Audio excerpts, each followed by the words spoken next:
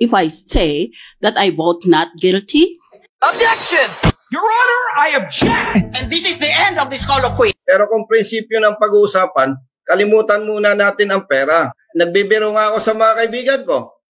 Kung sana pag namatay, madadala mo sa hukay yung pera. Ay baka pumirma na rin ako. Para pagdating sa kabilang buhay, di VIP ako.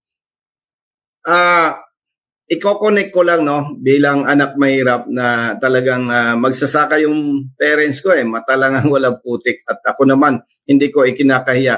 Lumaki ako sa bahay kubo. At pinalaki kami ng aming parents na may prinsipyo. Simula nung naging military ako way back 1988 hanggang sa nag-PNP, pag chinek mo ang assignments ko, may tinatawag kasi sa PNP na juicy position Yung parang, yung bang ibinibigay na assignment sa piling-pili, may tinatawag pa kami diyang anak ng Diyos. No? Pag maganda assignment mo, sabi, anak ng Diyos.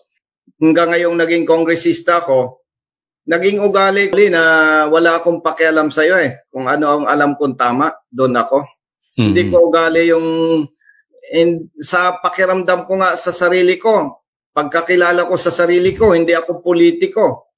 Kasi pag sinabi mo politiko, masyadong ano yan yung kahit mali, sumasakay. Alam mo yun?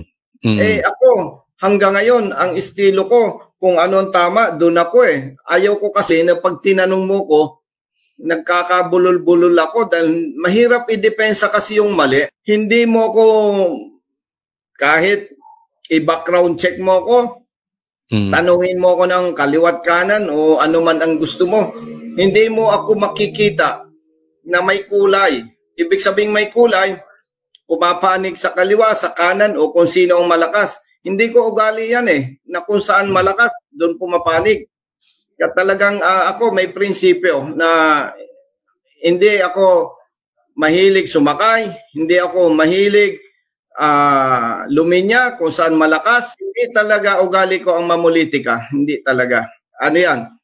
Talagang totohanan yan. At kaya kong tumingin sa taong bayan ng mata sa mata na talagang kaya kong panindigan yan na hindi ako politikong tao. Hindi ko ito tinuturing na ako'y politiko. Ibig sabihin, may isa akong salita. Pinag-uusapan pa lang ito, alam ko na ang dulo. Ibig ko sabihin, hindi ko gagawin na lalaruin ko ang taong bayan. Every time na madidinig mo ang Kongreso nagkakandak ng investigation, ang kabuntot yan in aid of legislation. Kaya kami nag-iimbestiga ay para yung nakikitang problema ay